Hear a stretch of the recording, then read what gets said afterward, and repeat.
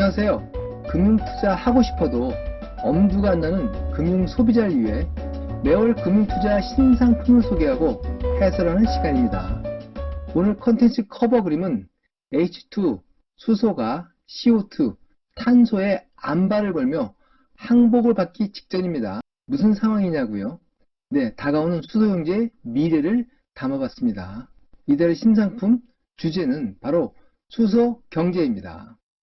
4월의 연합뉴스의 증시 신상품에는 ELS ETF, 펀드 등 14개 상품이 소개되고 있습니다. 4월 신상품 중 3, 4년 이상 지속 투자가 가능한 메가트렌드 투자 대상은 글로벌 수소밸류 체인을 선정했습니다. 네이버 금융에서 조회가 가능한 수소경제 관련 상품은 ETF 2개, 일반 펀드 1개입니다. 오늘은 4월 출시된 글로벌 수소경제 신상품을 중심으로 해설해 드리겠습니다. 먼저 수소경제 트렌드를 이해할 필요가 있습니다. 한마디로 요약하면 수소경제 트렌드는 2030년까지 붐이 조성될 산업 추세입니다. 2050년 탄소 중립 글로벌 에이전다에서 재생에너지와 함께 중요한 위치를 차지하는 것이 수소인데요. 국제적 수소경제 공조를 위한 기구는 수소위원회 하이드로전 카운슬로 약 109개 회사가 참여했고 글로벌 시총이 6.8조 달러에 달하는 것으로 보고되고 있습니다. 이 수소위원회가 지난 2월 맥킨지와 공동 보고서를 발표했습니다. 미래에셋 대우도 투자 관점에서 3월 자세한 산업 분석 보고서를 발표했고요. 추가로 SK증권 신한금융투자 보고서도 참조하시면 좋겠습니다. 아주 자세한 내용이 알고 싶은 분은 이들 보고서를 정독하시면 되겠습니다. 한편 펀드 투자는 전문가가 대리 투자하는 것입니다. 여러분은 이러한 메가 트렌드가 있다는 것을 인지하고 중요한 개념과 용어, 추세만 이해하는 것이 필요하다고 생각합니다. 이들 보고서에서 펀드 투자 관점에서 필요한 산업 내용을 정리하고 어려운 펀드 투자 설명서를 여러분들에게 해독해 드릴 예정입니다. 하이드로전 카운슬 수소위원회에 따르면 수소 관련 투자는 전 세계적으로 800억 달러 이상이 투자되었거나 투자 집행 중입니다. 2030년까지 약 전 세계적으로 2천억 달러 이상의 투자 계획이 발표되어 있습니다.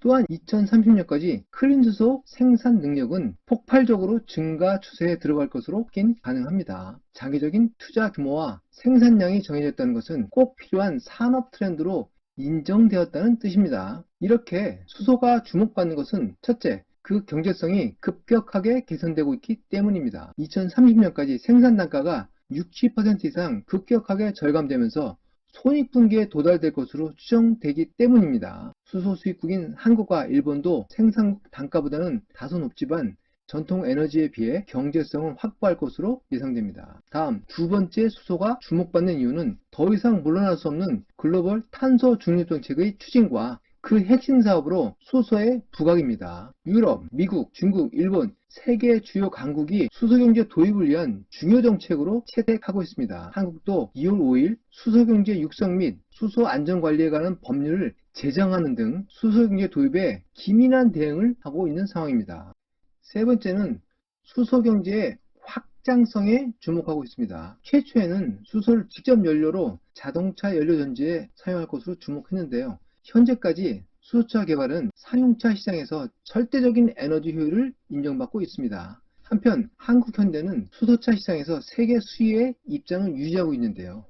단기적 경영수치 확보를 위해 전기차에만 집중하지 않고 수소가 미래 성장 산업이라는 확신으로 10년 이상 연구개발 투자를 이어온 현대에 박수를 보냅니다. 수소의 산업적 확장성을 미래에셋 대우 보고서는 P2X라는 개념으로 소개를 하고 있습니다. 수소는 생산 방법에 따라 부생, 추출, 수전의 수입 수소로 분류가 가능한데요. 이들 수소는 다양한 방법으로 저장과 수송이 가능하며 경제성도 인정받고 있습니다. 이에 따라 풍력, 태양력 등 재생에너지가 생산하는 전기를 수소로 저장, 수송해서 수송용, 가정, 건설용, 발전용, 가스터빈 등 다양한 산업에서 에너지로 활용 가능하다는 것입니다. 이에 따라 수소의 탄소 감축 효과를 감안할 경우에 수소는 매우 중요한 저탄소 대안으로 등장하고 있습니다. 하이드로전 카운슬은 2030년 탄소 배출량의 36%를 수소가 감당할 것으로 예상하고 있습니다. 미래의 수소는 철강 생산, 제련, 대형 운송수단에서 경쟁력을 확보할 것으로 예상하고 있습니다. 수소는 거스를 수 없는 산업 메가 트렌드임을 이해하셔야 합니다.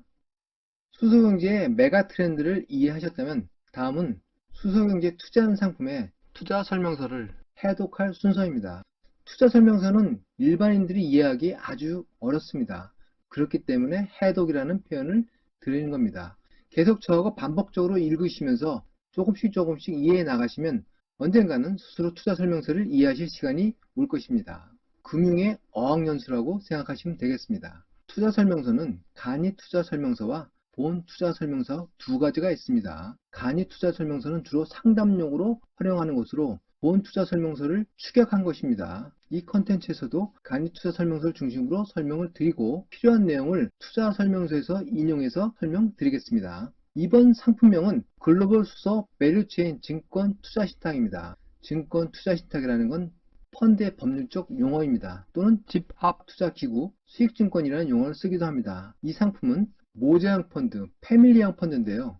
모 펀드가 직접 투자를 담당하고 자 펀드가 이 모 펀드를 사는 형태로 가족 구조, 어머니와 자식의 모형 자형 펀드가 있다는 뜻입니다. 직접 투자는 모 펀드에 자 펀드가 자산의 80% 이상 투자하고 나머지 20%는 채권이나 단기 금융상품에 투자하면서 유동성을 확보하는 구조입니다. 유동성을 확보한다는 뜻은 여러분들이 돈을 찾겠다고 환매를 신청하겠다고 할 경우에 그때 주식적으로 팔아서 현금을 확보하고 여러분들에게 돈을 돌려줄 수 있는 그런 시스템을 얘기하는 겁니다. 이 펀드의 투자 위험 등급은 2등급입니다. 투자 위험 등급의 자세한 설명은 투자 설명서에 가시면 자세하게 확인하실 수 있습니다. 이 2등급이라는 뜻은 고위험 자산의 80% 이상 투자하는 상품이고 최대 손실률이 20%를 초과한다는 뜻입니다. 이 상품에 가입하시면 원금을 모두 날리거나 최소한 20% 이상 손실 볼 각오를 하셔야 된다는 뜻입니다. 이것이 위험 등급의 뜻입니다. 여러분들이 가장 궁금해하실 투자 전략 및 목적을 보면 국내외 수소 밸류체인 관련 기업 주식에 투자한다고 되어 있습니다. 밸류체인이란 생산, 운송, 활용에 관련된 산업 시스템 일체를 말합니다.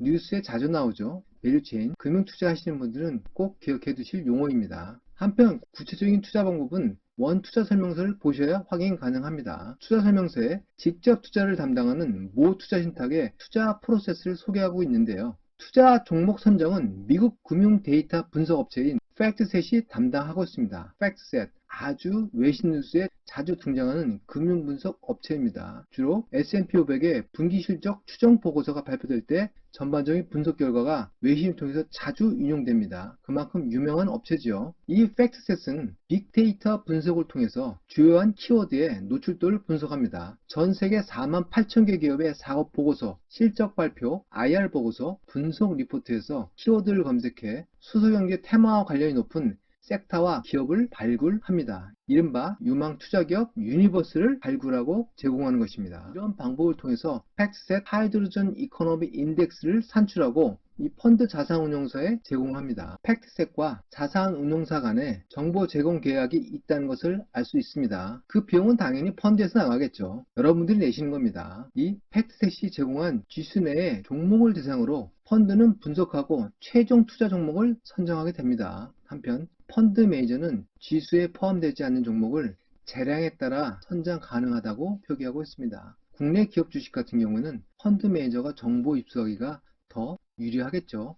개인적인 탐방이나 정보 입수를 통해서요. 계속해서 간이 투자 설명서 설명을 이어가겠습니다. 추가형이란 표시가 있는데요. 이는 오늘 이후에도 추가로 가입 가능한 펀드란 뜻입니다. 다른 사람도 또 가입 가능하겠죠. 펀드의 사이즈가 커지면 수익도 나눠야 되고 손실도 분산되는 효과가 있습니다. 그래서 추가형인지 폐쇄형인지가 상당히 중요합니다. 폐쇄형은 추가 가입이 불가능하기 때문에 최초에 가입하신 분들이 이익과 손실을 전적으로 부담하는 것입니다. 다음 종류형이란 표시가 있는데요. 이 종류형의 뜻은 이 펀드가 발매 형태에 따라서 판매 수수료, 선취와 후치, 오프라인, 온라인 판매 채널 종류별로 발행한다는 뜻입니다. 이 종류형의 구분별로 판매를 원인으로 받는 수수료, 펀드 유지를 위한 보수가 차별화됩니다. 그러니 아주 중요한 구분입니다. 무엇보다 여러분들이 주목해야 할 부분은 위험 표시 부분입니다. 펀드 가입 후에 여러분들이 감내해야 할 위험들인데요. 위험은 곧 손실로 연결되기 때문입니다. 첫 번째로 원본 손실 위험이 있지요. 이 상품은 2등급 투자 위험 상품이기 때문에 20%를 초과하는 원금 손실 위험이 있다고 여러분들에게 설명드렸습니다. 다음 시장 위험과 개별 위험이 있습니다. 시장 위험은 금리 등 시장 전반적으로 영향을 미치는 경제지표의 변화로 발생하는 펀드의 가치 변화입니다. 투자 실적의 변화겠죠. 개별 위험은 펀드가 어떤 특정한 주식에 투자했는데 그 기업 특수한 상황으로 발생할 수 있는 위험을 개별 위험이라고 합니다. 당연히 펀드의 손실로 연결됩니다. 주식에 투자는 펀드이기 때문에 이들 위험을 유의하라는 것입니다. 세 번째로는 국가 위험을 표시하고 있는데요. 특정 국가에서 발생하는 위험입니다. 만약에 미얀마에 투자했다면 미얀마 국내 소유사태로 여러가지 경제가 망가지면서 발생할 수 있는 위험이 있겠지요. 네 번째, 분산하지 않고 특정 지역과 섹터, 종목에 과다 집중 투자하는 위험이 있습니다. 특정 국가, 특정한 산업 부분, 그리고 특정 기업 주식에 너무 많이 투자해서 전체적으로 위험이 커지는 부분입니다. 펀드 매니저가 분산 투자하지 않고 여기에 수익성이 있겠다고 생각할 경우에 배팅할 수 있는데 이렇게 분산 투자하지 않고 집중 투자함에 따라 발생하는 위험으로 이것을 위험이 한쪽으로 집중되었다, 틸티드 되었다 이렇게 표현합니다. 또한 팩트셋이라는 금융 데이터 분석 기업이 자체 분석 오류에 의해서 손실 위험이 발생할 수도 있겠죠. 팩트셋은 금융 데이터 분석 업체지 전지전능한 신이 아닙니다. 여섯 번째로 해외 투자 펀드의 아주 중요한 위험인데요. 환율 위험입니다. 보통 해외 펀드는 환율 해지 여부를 명시하게 되어 있습니다. 해당 기업이나 해당 섹터에 투자한 수익은 큰데 해당 국가의 통화 가치가 떨어짐에 의해서 큰 손실을 볼 수 있습니다. 거꾸로 투자 이익을 모두 다 깎아 먹었을 수 있습니다. 이 환 위험을 해지하지 않았다는 뜻입니다. 물론 이 펀드는 환위험을 해지하지 않는 것이 유리하다고 판단했기 때문에 환위험을 해지하지 않았겠죠. 그 판단이 틀렸을 경우에 환율 위험, 외환투자 위험이 발생할 수 있다는 것을 감안하셔야 된다는 것입니다. 아주 변동성이 큰 위험이기 때문에 여러분들이 꼭 기억하시기 바랍니다. 위험을 자세하게 나열해보면 이렇게 많은 위험이 투자에 존재합니다. 곰곰이 생각해보면 전문가나 전문적인 투자 분석 시스템을 가지고 있지 않은 개인이 직접 투자해서 특히 해외 투자까지 해서 성공하기는 쉽지 않은 이유이기도 합니다. 전문가의 투자를 의뢰하는 펀드가 존재하는 이유이기도 합니다. 끝으로 이 펀드는 해외에 투자하는 펀드이기 때문에 배당 소득세 15.4%를 부과한다는 것도 알아두시기 바랍니다. 수소경제는 2030년을 내다보고 차곡차곡 분할 투자할 만한 투자 트렌드입니다. 다만 금융투자에는 위험 부담이 따른다는 것 꼭 기억하시기 바랍니다. 지금까지 금융투자하고 싶어도 엄두가 안 나는 금융소비자를 위해 금융투자 신상품을 소개하고 해설하는 시간이었습니다. 감사합니다.